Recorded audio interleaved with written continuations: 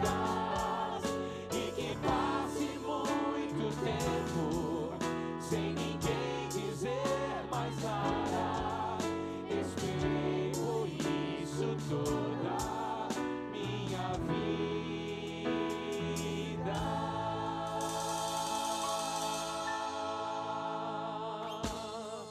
Aleluia. Que lindo. Curva a sua fronte. Oh Deus. Uau, que maravilhoso poder sentir a tua presença. Que letra linda, que mensagem linda. Só um pedido, Senhor. Só uma oração. Contemplar os teus olhos. O mais maravilhoso de tudo é que nós já podemos viver esta realidade hoje, pela fé, porque o Senhor se faz presente, porque o Espírito Santo está aqui, e queremos nos chegar a Ti, Senhor, sentir esse abraço carinhoso dessas mãos fortes e grandes. Que este retiro, Senhor, seja um marco em nossa vida, que aqui tenhamos um encontro, um reencontro contigo, Senhor. Pai, muito, muito obrigado, em nome de Jesus, amém. Amém, amém. Podem se assentar, amados. Obrigado, Ministério do Louvor, lindo, maravilhoso, maravilhoso. Muito bom, muito bom. Ao longo desse encontro, desse retiro, nós ouviremos alguns testemunhos. Não serão testemunhos gravados, não serão testemunhos de pessoas que não conhecemos. Nós vamos ouvir testemunhos de pessoas que estão ali do nosso lado. E Deus tem feito maravilhas, irmãos. Deus tem feito grandes coisas. Eu quero chamar aqui a irmã Márcia Furlan. Ela pertence à igreja de Long Branch. E a Márcia tem uma experiência bonita. A Márcia vai compartilhar por aqui, minha irmã. Venha por aqui.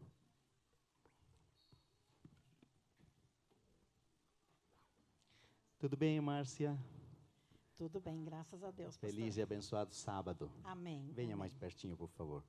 Quem sabe você vai ocupar aqui o lugar do pastor Rodrigo, olha. Não, esse é exclusivo dele. Não precisa, não. Márcia, vem mais pertinho aqui. Faz alguns meses, nós conversamos e eu ouvi uma história muito linda da tua parte. Nós temos poucos minutos, é verdade, mas suficientes para que você compartilhe conosco.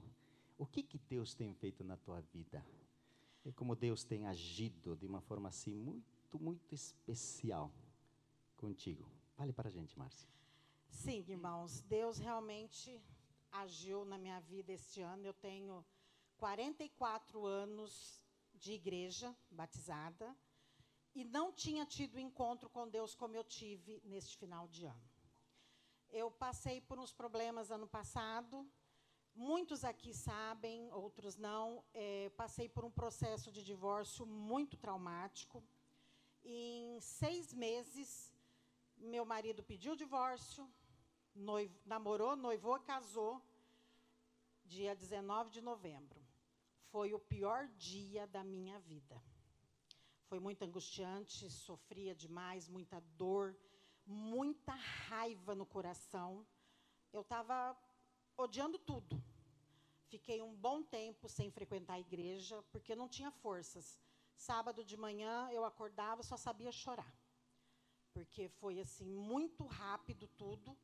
Muitos aqui me ajudaram a orar para que ele viesse, ele queria vir, depois desistiu e aconteceu tudo isso.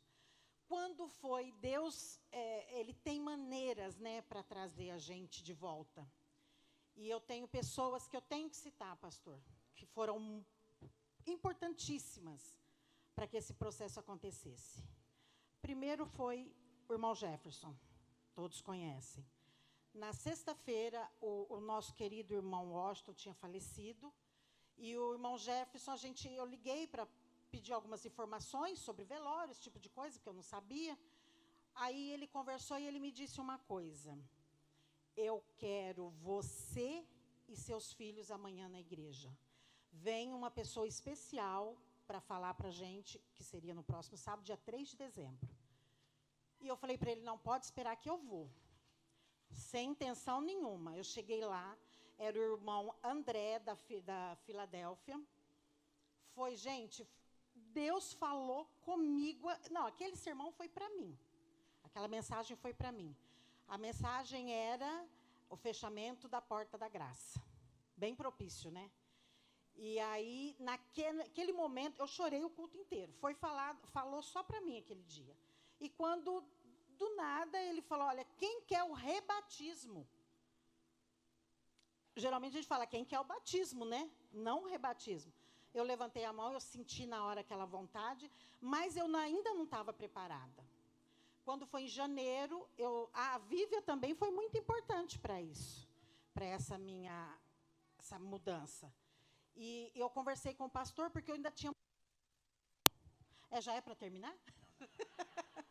Já cortaram meu microfone?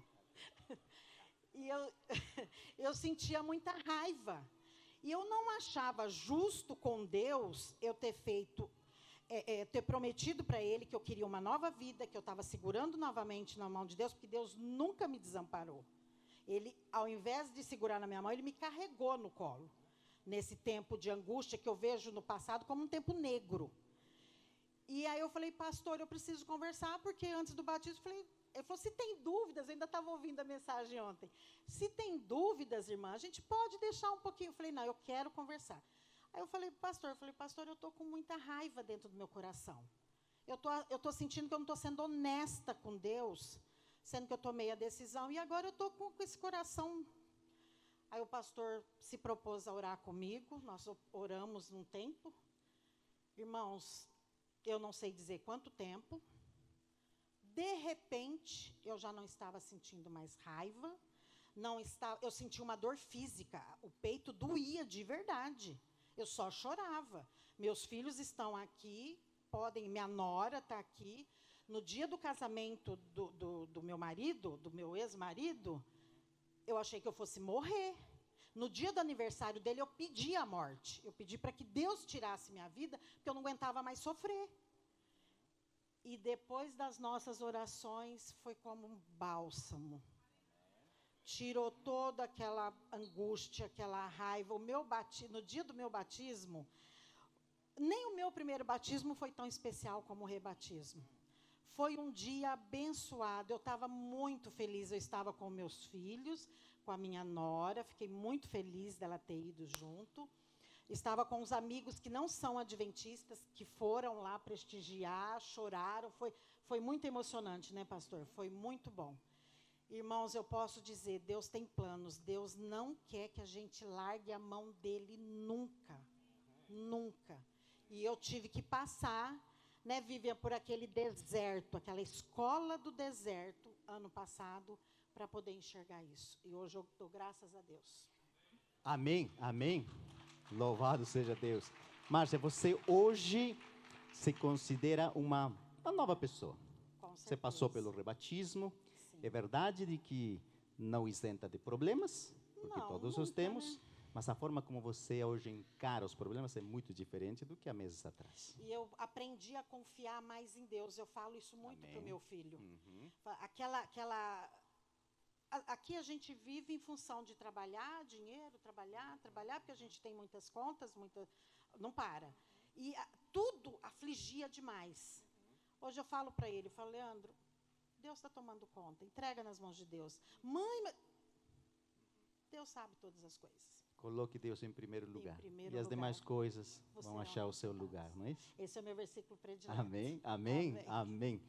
Márcia, com aquela gratidão que com certeza toma conta do teu coração, faça uma oração, ok? Amados, vamos orar?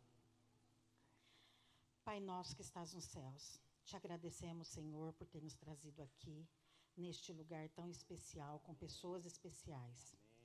Pai amoroso, te agradecemos, Pai, porque Tu nunca nos desampara. O Senhor sempre está pronto para nos ajudar, para nos aliviar as dores, as tristezas, as angústias. Eu te louvo demais por isso, Pai, e peço que o Senhor tome conta de cada um aqui presente, que todos possam ser transformados assim como eu fui. Abençoe-nos, portanto, esteja conosco nesse restante de final de semana, em nome e por amor de Jesus. Amém. Amém, amém. Márcia, querida, que Deus te abençoe. Obrigado, obrigado. Muito bem. Vamos então agora convidar aqui o pastor Rodrigo Silva, convidado especial para esse encontro. Pastor Rodrigo, você percebeu que nós estamos num clima de família. Então nós não temos muita formalidade aqui, pastor. Obrigado. E é melhor assim, melhor assim. Olha, nós temos aqui, a família é grande, a igreja de Newark, a igreja de Long Branch, e alguns convidados. Talvez podemos agora identificá-los. Quem está vindo de Nova York? Por favor, acene aqui, levante a mão. Nova York, aqui temos alguns, ok. De algum outro estado? Fora de New Jersey? Ok, Washington, aqui, muito bem. Oregon, olha só. Connecticut, Connecticut, ok. Connecticut, sim, muito bem. Maryland. Maryland. Alguém veio de Minas? Eu ouvi falar que aqui há muitos mineiricanos, né? Olha, gente, o pastor Rodrigo Silva é De BH. de BH. E a Laura também. E a esposa aqui, a Laura, você pode ficar de pé para o pessoal te conhecer, por favor? Nascidos no mesmo hospital. Olha, é mesmo, pastor? É assim, na vida Rapaz, Antônio Carlos ali, quem conhece Belo Horizonte sabe onde é, o Hospital Belo Horizonte. se nós acreditássemos em destino... Exatamente. Muito bem, pastor. Pastor e professor na Faculdade de Teologia, preparando os futuros pastores. Amém. Eu não vou mencionar aqui todo o seu currículo, pastor, porque seria muito extenso, mas o bom conceito que se tem a teu respeito Glória a Deus. precede Glória a sua a Jesus, pessoa, acima viu? de E tudo. louvado seja Deus por isso, com Amém. certeza. Amém. Amados, vejam, se você tiver perguntas, sabe aquelas perguntas que ninguém pode responder, escreva. Que eu vou olhar no Google. Vai googlear aqui e dar uma resposta boa. Então veja, Não tem internet. escreva a sua pergunta. Nós teremos alguns blocos de perguntas e respostas ao longo do retiro, durante o retiro, ok? Se for muito fácil assim, o pastor Daniel e eu estamos aqui à disposição.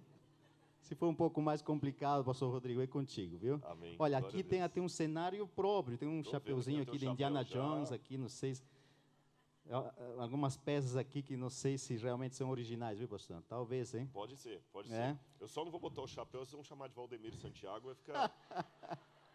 Só vai faltar o Não, já helicóptero, tem helicóptero. Pastor, que Deus te abençoe grandemente. Obrigado, pastor, Te mais uma use vez. Glória a grandemente Deus. nessas palestras. Até aqui. Que horas vai ser? Hoje que eu acabei esquecendo. 9h40, tá bom.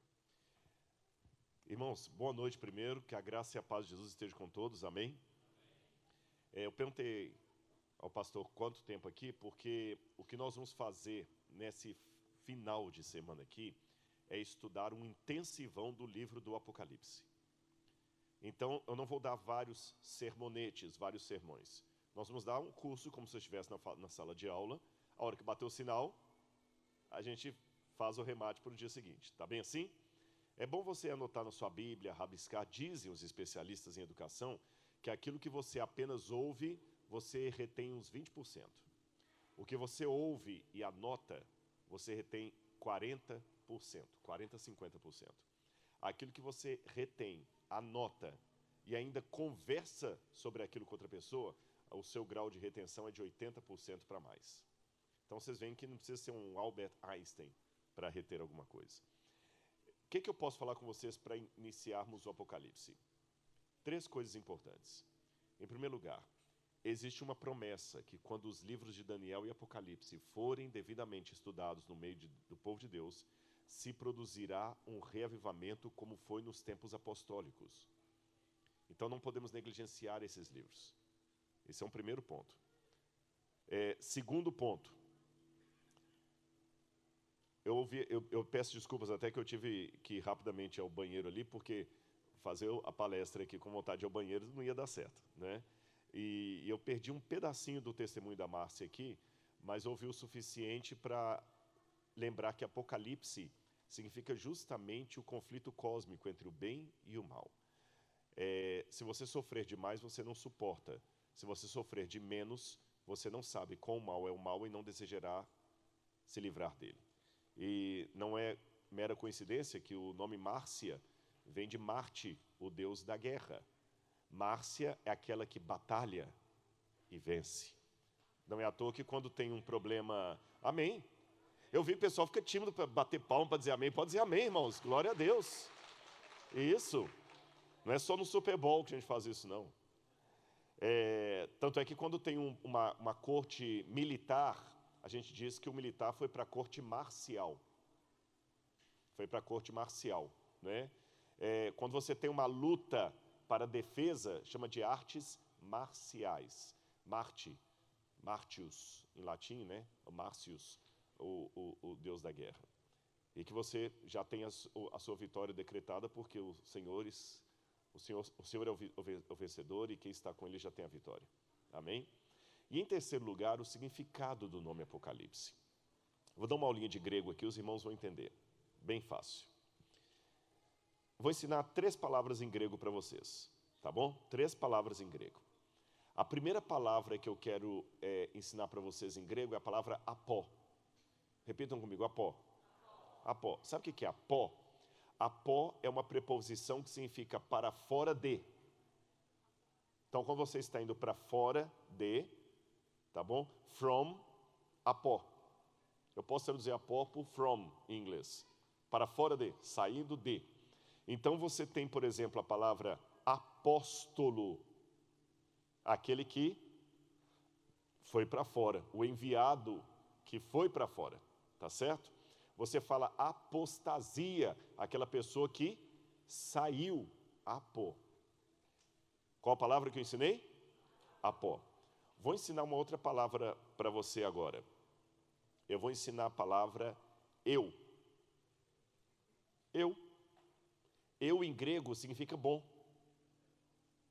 Eu em grego é bom. Por exemplo, sabe como é que você fala elogio em grego? Eulogel. Boa palavra. Da palavra eulogel em grego vem a palavra elogio. Quer ver outra palavra? Quando você fala em grego assim, Eugênia. Já ouviram alguém chamada Eugênia? Eugene em inglês, né? Eugênia em grego significa que teve um bom nascimento. Bom nascimento. Eulália. Boa fala. Eulália. Eutanásia. Boa morte. Quais são as 2 palavras que vocês já aprenderam? Apó, eu. Agora eu vou ensinar outra palavra para vocês. Calipto. Calipto. Calipto significa sombra, escuridão, cobrir, coisa coberta. Está na sombra. Tá bem? Está na sombra. Qual a terceira palavra que eu ensinei? Calipto. Vamos juntar 2 palavras gregas. Se eu falo eucalipto, boa sombra. Boa sombra. Traduzir está difícil, né? Porque é do grego para o inglês, mas qualquer coisa você fala que eu repito aqui e tento fazer mais fácil. O problema de fazer uma tradução exata é porque o inglês vem da raiz saxônica. Então, como o inglês alemão vem de raiz saxônica, muitas palavras em inglês não mantêm a mesma raiz. Já o português, o francês, o espanhol vem de raiz latina. Então, alguma coisa, a gente vai ali. Então, quais são as 3 palavras? Apó, eu, calipto. Apó, saia. Eu, bom. Bom ou boa, depende, né? Calipto, sombra. Eucalipto, boa, sombra. Agora vamos pegar uma outra palavra. Apocalipto. Para fora da sombra. O que está fora da sombra está às claras. Revelado. Tirou o véu. Então, Apocalipse significa a revelação que Deus nos deu. Vamos ler isso na Bíblia Sagrada? Apocalipse, capítulo 1, versículo 1.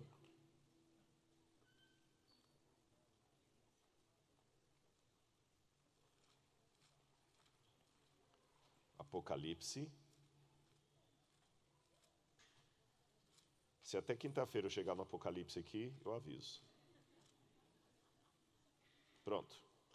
revelação de Jesus Cristo, a qual Deus lhe deu para mostrar aos seus servos as coisas que em breve devem acontecer, e que ele, enviando o seu anjo, deu a conhecer o seu servo João, a quem atestou a palavra de Deus e o testemunho de Jesus Cristo quanto a tudo o que viu. Ficou claro? Apocalipse de Jesus Cristo, em grego, Apocalipsis tu Iesu Cristo. Você pode entender isso em grego de três maneiras. Apocalipse que pertence a Jesus Cristo, tá certo? Pertence a Ele, revelação que pertence a Ele, por isso que Ele deu. Segunda maneira, Apocalipse de Jesus Cristo, uma revelação sobre Jesus Cristo, quem Ele é, tá certo? Quem Ele é. E em terceiro lugar, Apocalipse de Jesus Cristo também pode significar um apocalipse cristológico, cristocêntrico. Então, mais do que ficar apenas pensando o que vai acontecer no futuro, o Apocalipse nos mostra quem é o nosso Deus. Agora, irmãos, eu quero abrir um parênteses para mostrar para vocês o que vai ter de novidade aqui nesses dias. Você fala, eu já fiz curso de Apocalipse na igreja, o pastor está preparando um curso, já não começou, de Apocalipse, né? Às quartas-feiras. O que vai ter novo aqui, então? Poxa, o Rodrigo veio do Brasil, eu podia falar uma outra coisa aqui. Eu estou, já há alguns anos, desenvolvendo um método de estudo da Bíblia que, provisoriamente, estou chamando até ter um nome melhor de teologia físico-contextual. O que é teologia físico-contextual? Se você olhar, 80% da Bíblia Sagrada não é doutrina. Não são doutrina. 80% da Bíblia Sagrada são usos e costumes, expressões idiomáticas, informações geográficas, informações temporais. 20% da Bíblia são doutrina. Aí eu pergunto para você, se o Espírito Santo inspirou a Bíblia como um todo, e ele colocou 20% de doutrina e 80% de história e informações históricas, é porque aqueles 80% também são importantes, concordam comigo? Porque se o Espírito Santo tentasse só mostrar a doutrina, inspirava 20% da Bíblia e o resto a gente vai ver nos historiadores. O grande problema com muitos de nós cristãos é que nós negligenciamos os 80% da Bíblia que são história, e aí a gente pode correr o risco de não entender corretamente os 20% que são doutrina. Vou dar alguns exemplos para os irmãos.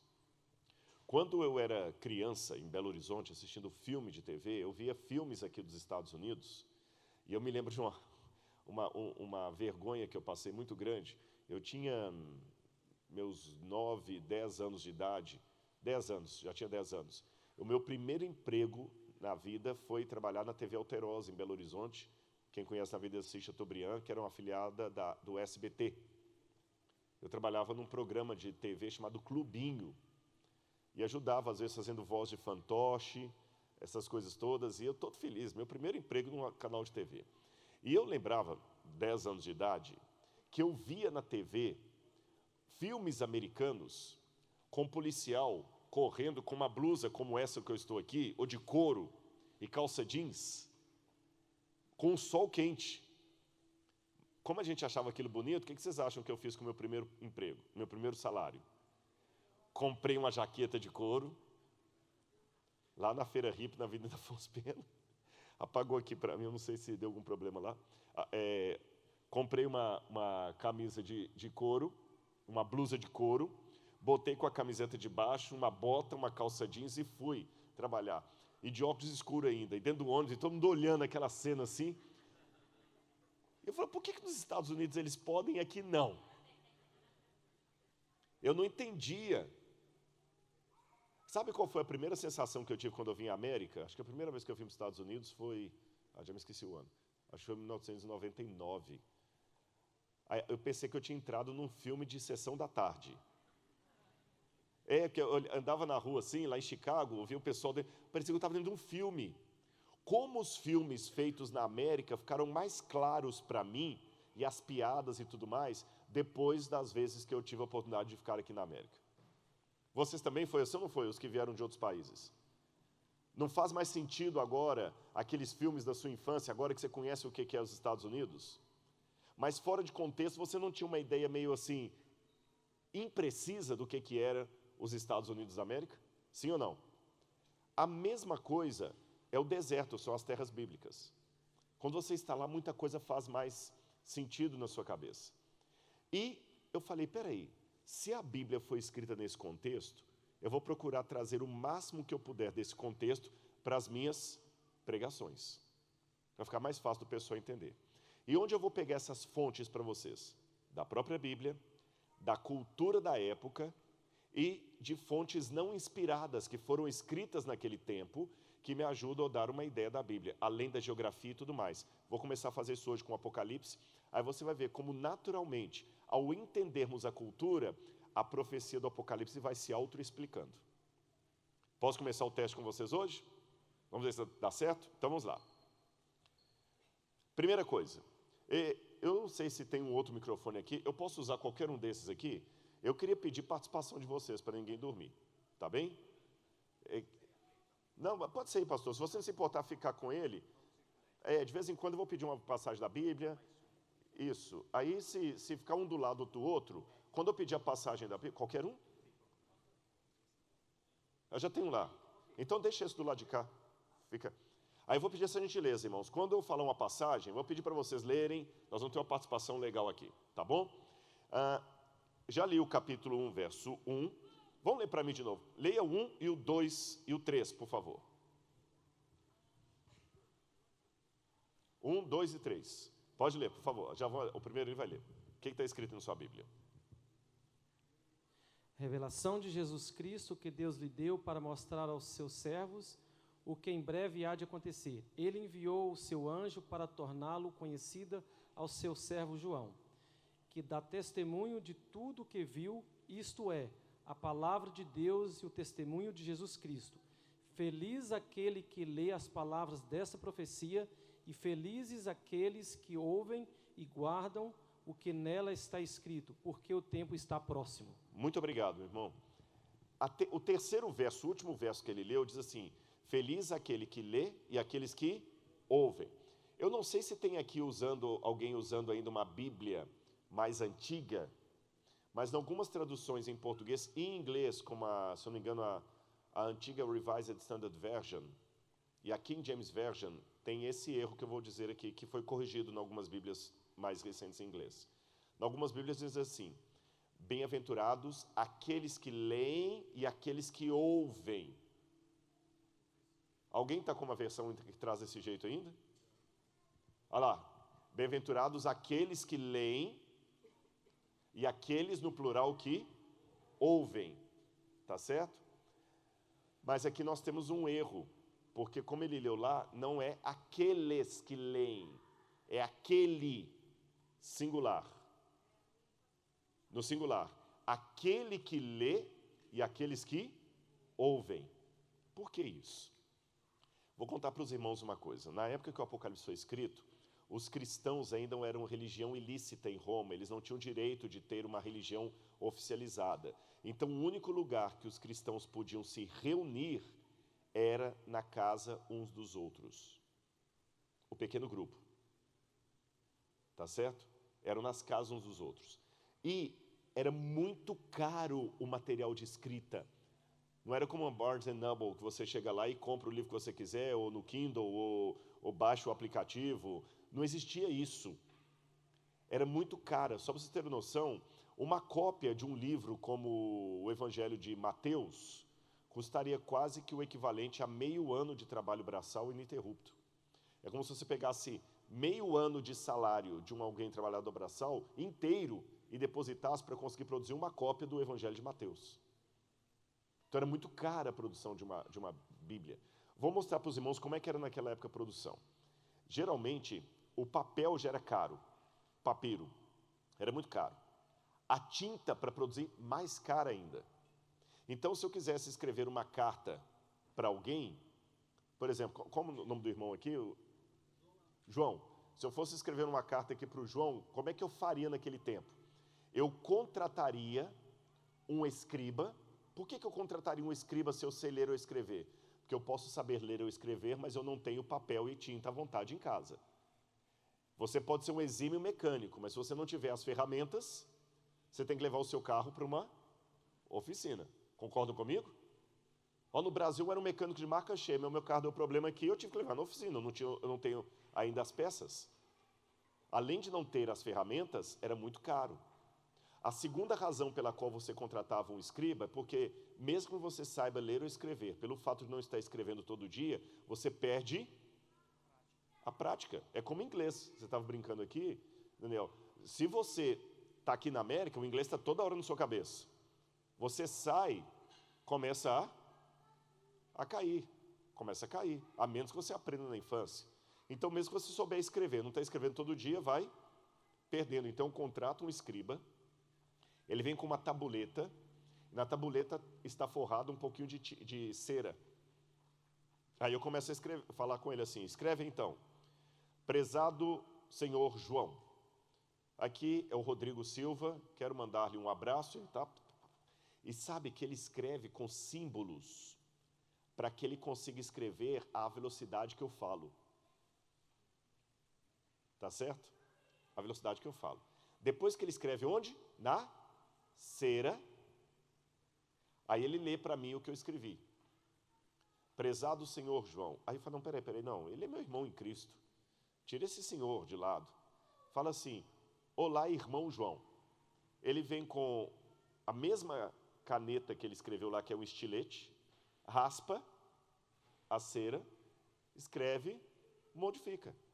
Depois que ele faz tudo aquilo ali, se eu concordo, eu falo, ok, ele leva aquela tabuleta para casa, transcreve aquilo para o papiro, traz para mim, eu concordo, se eu concordo, eu assino, às vezes com letras grandes para não ter linhas órfãs.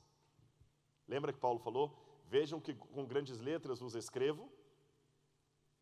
Escreve com letras grandes para não deixar a linha órfã.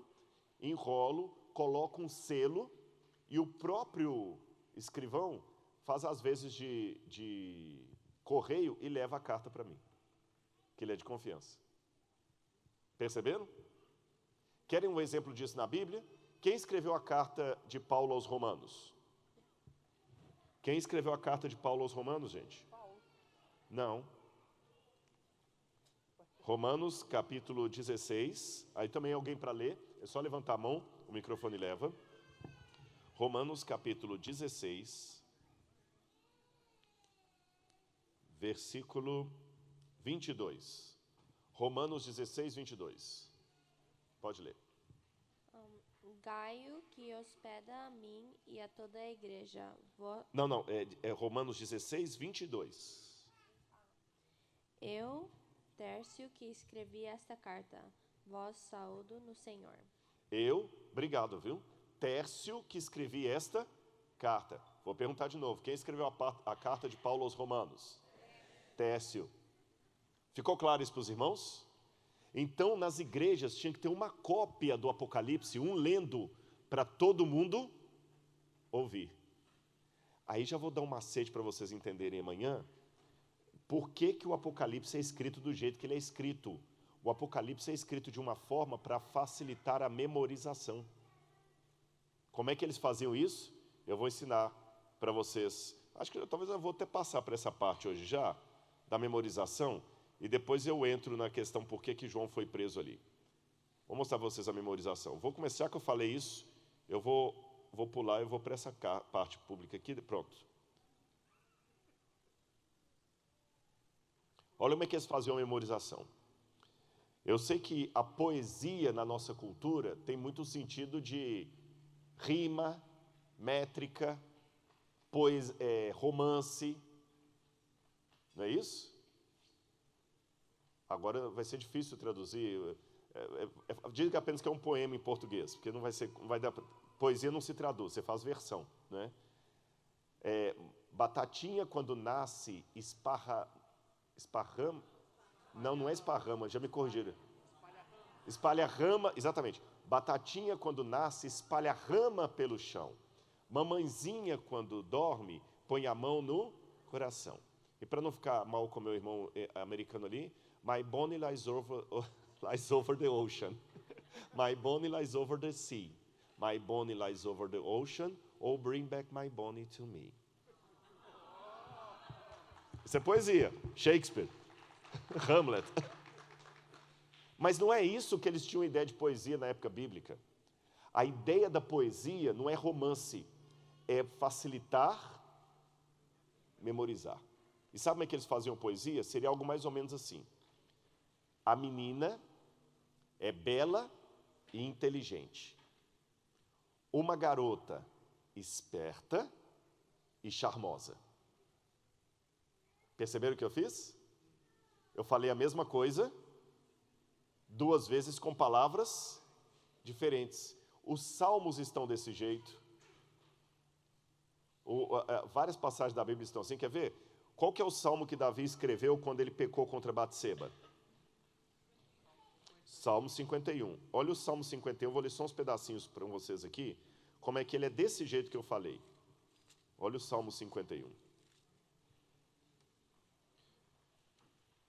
Mesmo em inglês dá para perceber isso. Há pessoas de fala espanhola aqui também? Não. Pum. Vocês viram que eu só fiz isso aqui, né? Não sei, alguma coisa aconteceu. Estourou, foi o quê? Quer conferir ou não? Tranquilo? Então tá bom. Ele ficou preocupado que tem coisa sua ali, né? Não tem nada cheirando queimado. E eu estou inteiro. Como eu não acredito na imortalidade da alma, pode ficar tranquilos que sou eu ainda, viu? Foi-se o espírito, ficou o corpo. Vamos ler Salmo 51, então? Na verdade, esse som era para falar da hora da volta de Jesus, para ver se vocês estavam preparados. Só para recuperar do susto, o que eu falei com vocês que ia mostrar nos Salmos? Como a poesia é em forma de paralelos de ideias. Olha o Salmo 51. Compadece-te de mim, ó Deus, segundo a tua benignidade. Olha a mesma coisa. E segundo a multidão das tuas misericórdias, apaga as minhas transgressões. Não foi a mesma coisa? Vamos continuar. Lava-me completamente da minha iniquidade. Purifica-me do meu pecado. Perceberam ou não? Vamos mais um pouquinho? Porque eu conheço as minhas transgressões. Completem. Não é a mesma coisa? Pequei contra ti somente. Podem ler. Fiz o que é mal aos teus olhos. Perceberam? Alguém já tinha percebido que os salmos são desse jeito? Estão notando o que eu falei de teologia físico-contextual? Eu estou pegando agora, não é apenas uma questão de traduzir a Bíblia, é conseguir pensar como eles pensaram. Se eu estivesse falando na época bíblica, estivesse falando com vocês aqui em prosa, todo mundo estava assim. Se eu mudar o meu discurso aqui e começar a falar em poesia, é igual esse barulho que vocês ouviram. Todo mundo, ele está falando em poesia. Até o Charles vai mudar o semblante dele ali. Quando fala em poesia, é para prestar atenção mesmo, é para decorar. Quer ver outro tipo de poesia que tinha? É o que chamamos de quiasmo. É quando eles vão juntando as ideias assim, até formar um eixo central no meio que pode estar presente ou não. Por exemplo, olha aqui no quadro essa passagem da Bíblia, Mateus 2, 27. O sábado foi feito por causa do homem, e não o homem por causa do sábado. Percebeu o trocadilho que Jesus fez ali? Se eu transformar cada pedaço aqui numa letra, você tem uma sequência de A, B, B', A'. Vamos mais um? Olha a Ilíada de Homero. Isso aqui me chama atenção. A Ilíada de Homero, você sabe, aquela coletânea da história grega, não é isso? Da Batalha de Troia, de Ulisses e tudo mais. A Ilíada de Homero está completamente no formato de um quiasmo. Ela começa e termina do mesmo jeito, e todos os outros pontos vão se intercalando. Um livro inteiro do jeitinho daquele verso da Bíblia. Vamos ver mais um verso da Bíblia aqui? Deixa-me ver aqui. Olha esse texto aqui, eu gosto muito desse verso também, é muito claro. Estou dando apenas alguns, por exemplo. Isaías 55, 8 e 9. Lê para mim, alguém lê para mim, por gentileza, o verso todo primeiro. Leia o verso todo. Isaías 55, 8 e 9. Quem quiser, pode ler. Só levantar a mão, gente. Ali, ó. Isaías 55, 8 e 9.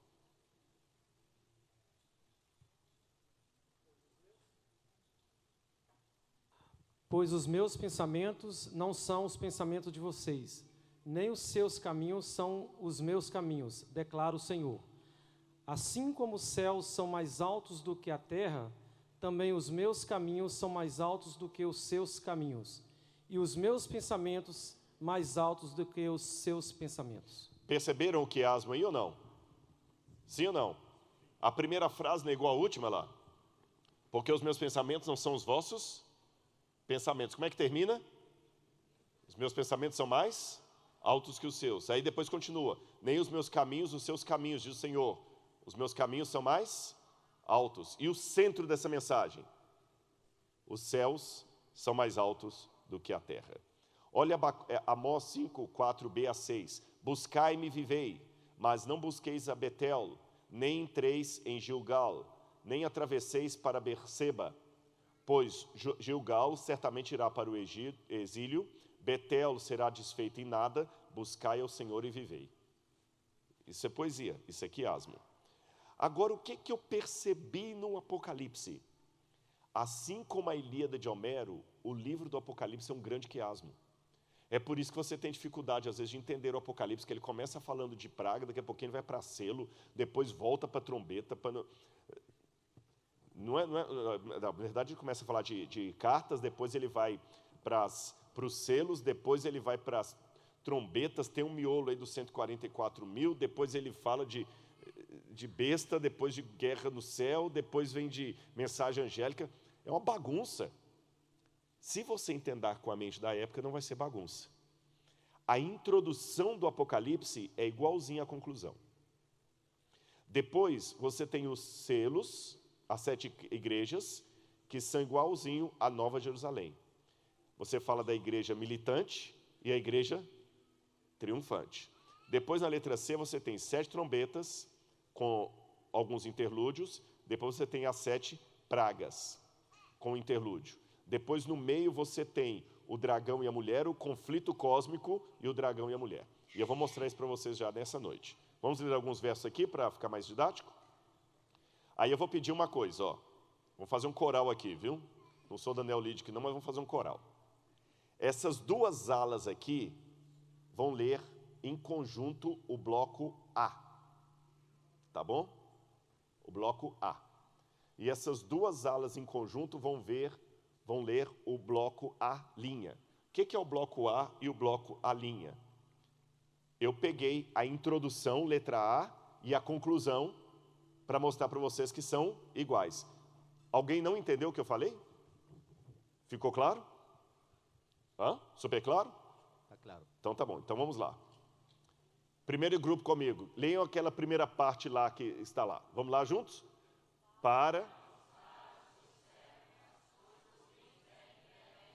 Continuem.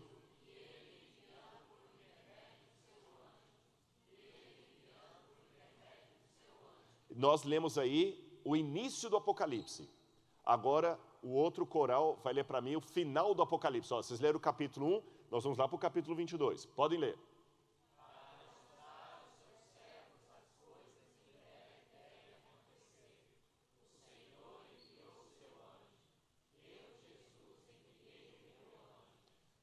Foi praticamente a mesma coisa ou não foi? Vamos voltar agora de novo para o começo? Próximo aqui, notificou, vamos lá.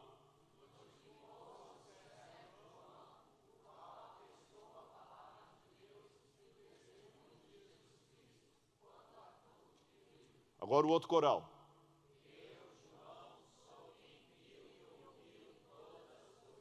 Perceberam? Agora vamos para o grupo de cá. Ainda estamos no capítulo 1, hein? Pode ler.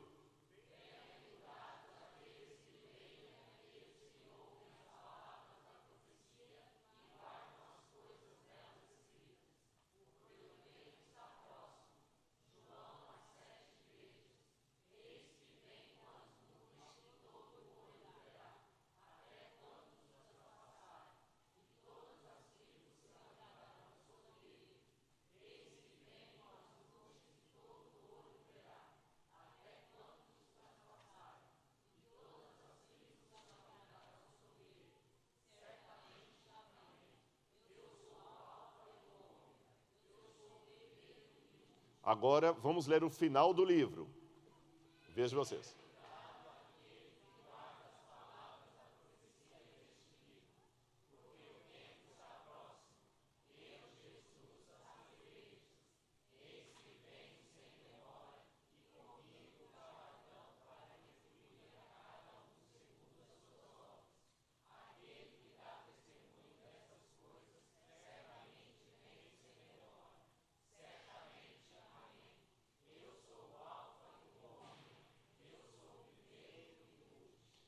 Eu não vou continuar aqui só para não cansar os irmãos, mas todo esse esquema que eu mostrei, olha quanta coisa teria para ler aqui, ó.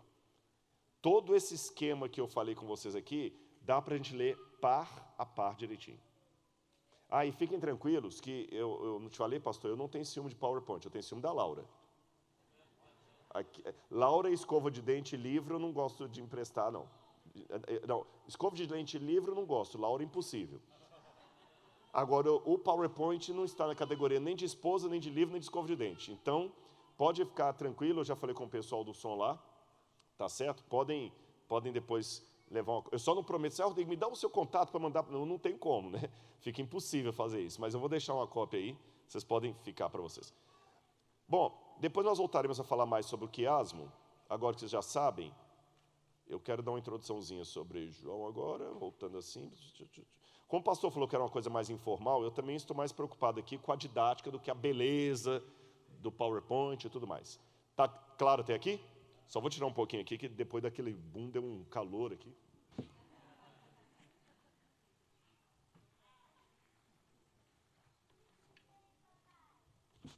Já dizia o sábio, ninguém é hétero quando a barata é voadora, né?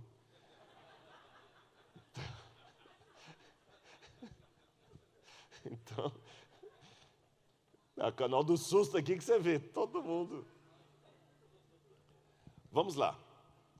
Em que contexto o Apocalipse foi escrito? Porque vocês já aprenderam até agora? Vocês já aprenderam que a igreja cristã era muito pobre, nem todo mundo tinha livro, que era um lendo e todo mundo ouvindo.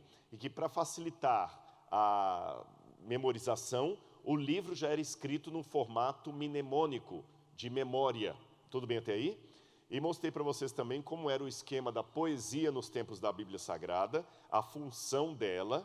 Música está completamente ligada com isso, por isso que os salmos ensina-se através da música a canção para memorizar. Gente, não tinha livro, era isso, e nem projeção também da letra, não. Era isso. E agora nós vamos falar um pouquinho sobre por que João ficou preso na ilha de Patmos. Essa aqui é uma forma das igrejas que nós encontramos. Um autor chamado Jerome Murphy O'Connor, que morou muitos anos em Jerusalém, eu tive o privilégio de conhecê-lo pessoalmente. Ele menciona escavações que ele fez em Corinto e revelam como eram as casas dos ricos. Agora há pouco tempo eu mostrei também no meu canal do YouTube uma casa que foi encontrada em Laodiceia, que é onde funcionava a igreja cristã. Não sei quantos assistiram. Essas casas geralmente eram pequenas para os padrões de hoje, ainda mais americanos. Eram casas de 55 metros quadrados, com triclínio, que era uma sala de jantar, e cabia de uma reunião 50 pessoas aproximadamente. Tá bom? Por isso que Paulo fala, a igreja que se reúne na casa de fulano. Uma planta baixa, as casas eram assim, eles pegavam o irmão da igreja que tinha mais condições financeiras e transformavam a casa dele num lugar de reunião dos irmãos. Então era aqui do lado, olha. Deixa eu ver se eu consigo aqui. Aqui não tem laser, né? Deixa eu ver aqui embaixo, tem? Tem. Aqui você tem a entrada da casa, você tem um peristyle em inglês, ou peristyle em inglês. Aqui você tem um lugar que ficaria justamente o triclínio, esse número 4, era uma sala de jantar, e aqui que as pessoas às vezes se reuniam para ter uma ceia, e depois tinham o culto aqui do lado. Por que tinha uma ceia sempre? Por dois motivos. Primeiro, que a cada culto eles relembravam a morte de Jesus. A Santa Ceia era mais frequente do que hoje. E uma segunda razão, muitos cristãos já estavam passando fome. Então o momento que eles tinham de comer era o momento da igreja. Por isso que Paulo fala de Corinto, cuidado que eles estão se banqueteando e tudo mais. Depois que o dono da casa morria, quando a igreja cristã conseguiu mais hegemonia no Império Romano, muitas dessas casas se tornaram igrejas mesmo, sabe? Igrejas organizadas. Deixa eu ver isso. Isso aqui. Aham. Aí o mouse talvez deve ter.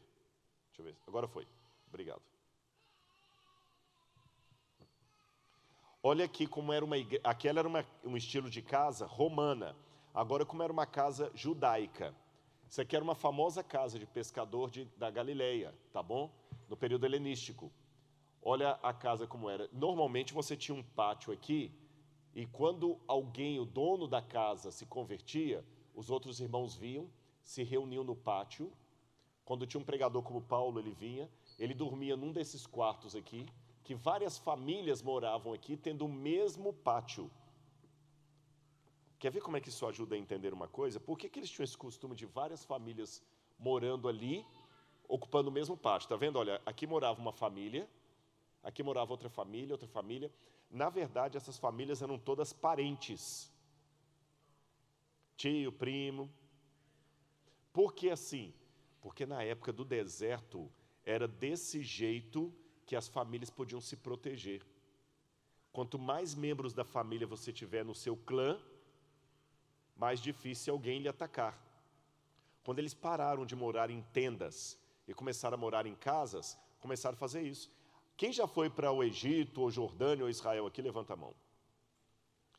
Se você prestar atenção no Egito, até hoje eles têm uma prática mais ou menos semelhante. Alguns hábitos ficam ali. Por exemplo, lá no Egito, no Cairo, tem muita casa que eles fazem a casa, e quando casa o filho constrói em cima. E tem muito prédio. Casa o filho e mora em cima. E casa o outro e mora em cima. E quando mora, já deixa os ferros para a próxima casa. Para depois o neto. Tem 3 motivos nisso aí. Primeiro, a tradição que já vem desde essa época. Segundo, economia. Não precisa comprar um terreno. E terceiro, não pagar imposto, porque a casa não está terminada. No Brasil também tem isso, viu? No Brasil também tem isso. Tem algumas igrejas em Salvador, por exemplo, que só tem uma torre e a outra começada, porque se não está terminado, não tem que pagar imposto. Agora, quer ver como é que isso aqui ilustra a Bíblia Sagrada? Nem vou pedir para abrir a Bíblia. São João 14, 1 a 3. Não se turbe o vosso coração. Creiam em Deus, creiam também em mim. Há muitas moradas. Olha de onde Jesus tirou a ilustração. Na casa de meu pai há muitas moradas, porque Jesus estava falando para pessoas que viviam nessa cultura. Então ele falou na linguagem deles. Imagine que o céu vai ser um lugar onde todo mundo vai poder morar como uma família única. Olha de onde vem a cultura daquela passagem da Bíblia.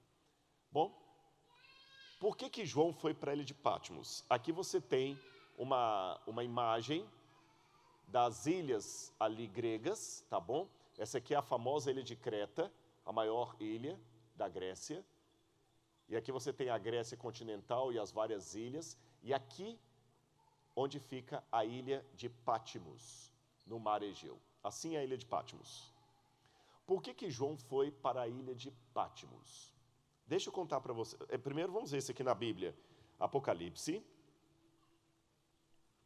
Vamos voltar para o Apocalipse. Apocalipse, capítulo 1, versículo 9. Quem pode ler para mim, por favor? Apocalipse 1, verso 9. Pode ler.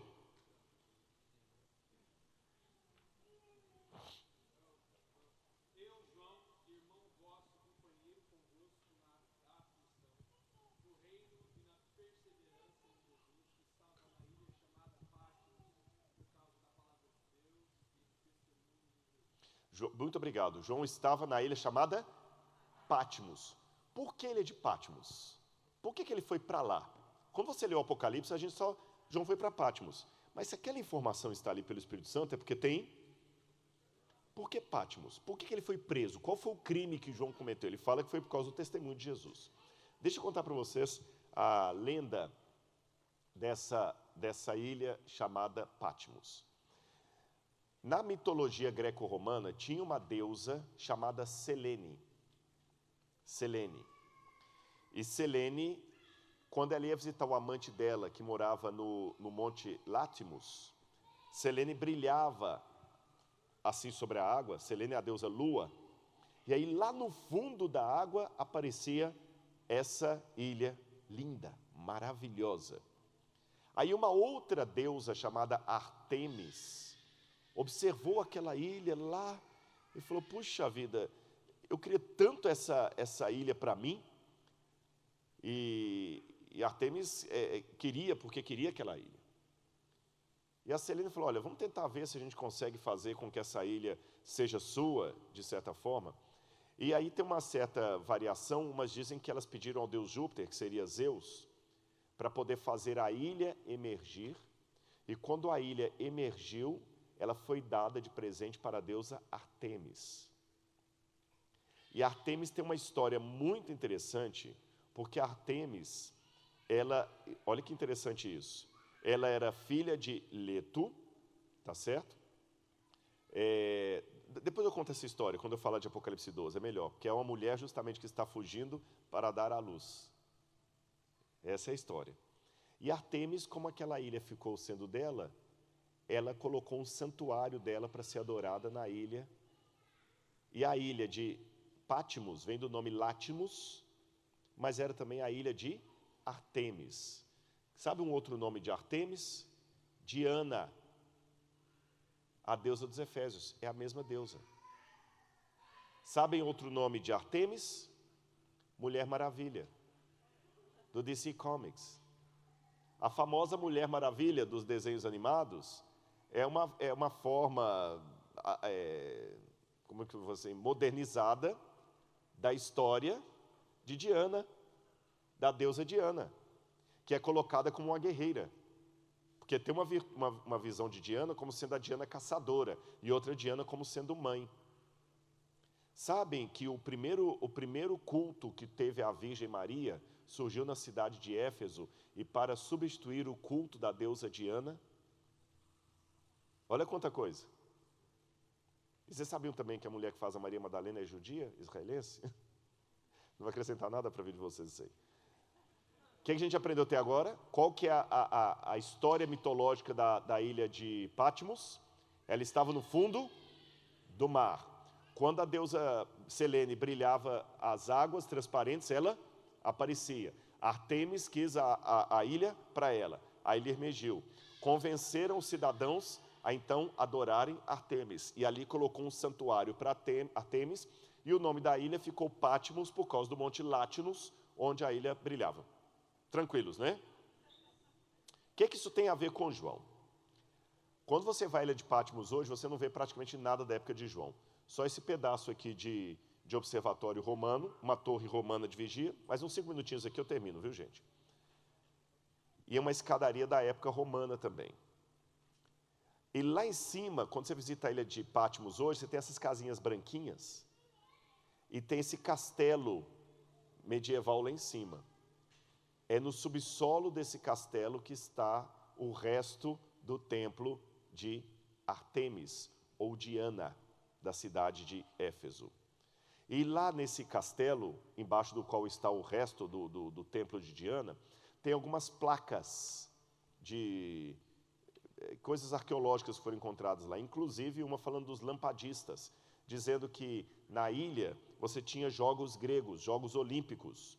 Também fala de uma sacerdotisa de Artemis que trabalhava lá, filha de um médico chamado Glautias. E aqui está a ilha de Patmos.